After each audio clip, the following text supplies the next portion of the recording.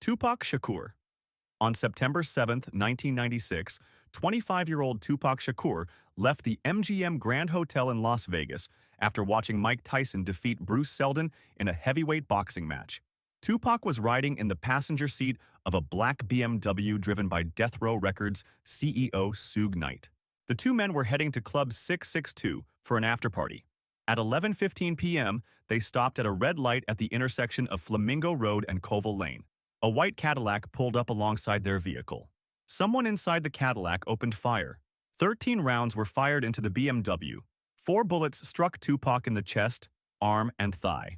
Suge Knight was grazed by bullet fragments but kept driving.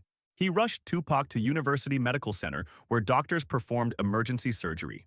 For 6 days, Tupac fought for his life in the intensive care unit. His mother, Afeni Shakur, and other family members maintained a bedside vigil. On September 13th at 4:03 p.m., Tupac Shakur was pronounced dead from respiratory failure and cardiac arrest. The shooting remained unsolved despite numerous investigations.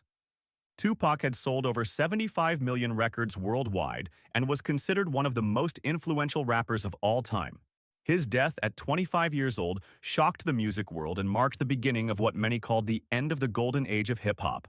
Before we continue, please take a moment to like this video and subscribe. It's just one small click for you, but it means the world to us. Thank you, awesome people. Jam Master Jay.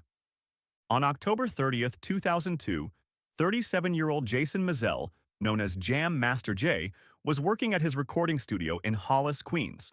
The studio was located on Merrick Boulevard, in the same neighborhood where he had grown up and formed Run DMC with Joseph Simmons and Daryl McDaniels in the early 1980s. That evening, Jay was in the studio with several associates, including his business partner Mike B. and a young rapper named Tony Rinkin. Around 7:30 p.m., 2 armed men entered the studio through an unlocked door. Witnesses said the men appeared to know their way around the building and seemed familiar with the people inside. One of the gunmen immediately fired a single shot into Jay's head at close range. The second gunman shot Tony Rinkin in the leg.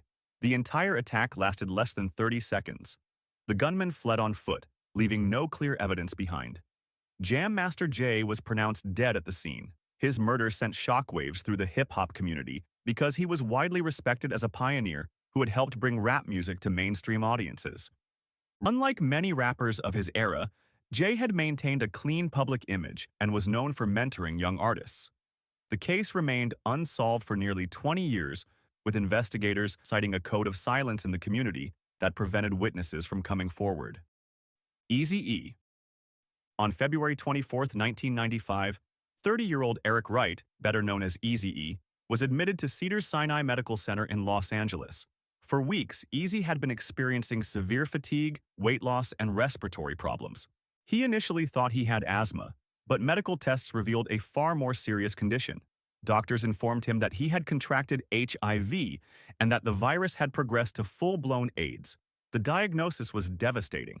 Eazy-E was one of the founding members of NWA and had helped pioneer gangsta rap in the late 1980s. His label, Ruthless Records, had launched the careers of several major artists. On March 16, 1995, Eazy released a public statement revealing his condition and urging others to get tested.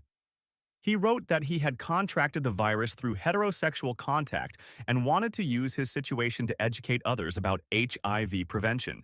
The announcement shocked the music industry and his millions of fans worldwide. Just 10 days later, on March 26, 1995, Eazy-E died from complications related to AIDS. His death at such a young age highlighted the devastating impact of the epidemic and brought increased awareness to HIV prevention in the hip-hop community. Thousands of fans gathered for his memorial service, and his influence on West Coast rap continued long after his passing. Big L. On February 15, 1999, 24-year-old Lamont Coleman, known as Big L, was walking near his childhood home in Harlem when a gunman approached him on West 139th Street. It was around 8:30 p.m., and Big L had just left his apartment building where he lived with his mother. The shooter fired 9 bullets, striking Big L multiple times in the face and chest. He died instantly on the sidewalk just blocks from where he had grown up. Big L was considered one of the most skilled lyricists in hip-hop, known for his complex wordplay and clever punchlines. He had released 1 studio album, Lifestyles of the Poor and Dangerous in 1995, which received critical acclaim but limited commercial success. At the time of his death, he was working on his follow-up album, The Big Picture, and had recently signed a new record deal. Friends and family said Big L had been trying to distance himself from street life and focus entirely on his music career. His murder was believed to be connected to his older brother Donald Eazy-E, who was involved in drug dealing and had made enemies in Harlem. Police suspected that Big L was killed in a case of mistaken identity or as retaliation against his brother. The case was never solved, but Donald Eazy-E was himself murdered in 2001. Big L's death robbed hip-hop of one of its most promising young talents, and his posthumous album became a testament to his incredible skill as a rapper. The Notorious B.I.G. On March 9, 1997, 24-year-old Christopher Wallace, known as the Notorious B.I.G, attended a Vibe magazine party at the Peterson Automotive Museum in Los Angeles.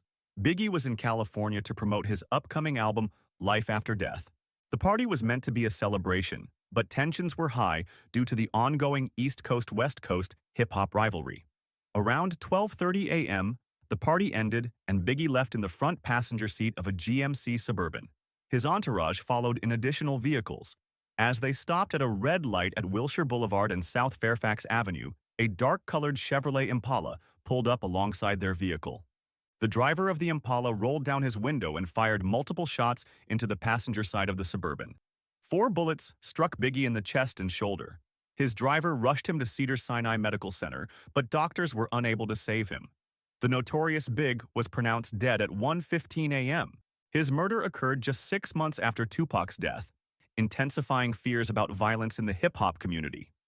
Biggie had released only one studio album during his lifetime, but Ready to Die had established him as one of rap's greatest storytellers. His posthumous album, Life After Death, was released 2 weeks after his death and became one of the best-selling rap albums of all time. Mac Miller. On September 7, 2018, 26-year-old Malcolm McCormick, known professionally as Mac Miller, was found unresponsive at his home in Studio City, California. The discovery was made around noon by his personal assistant, who had come to check on the rapper after he failed to answer phone calls. Emergency responders arrived quickly, but Mac Miller was pronounced dead at the scene.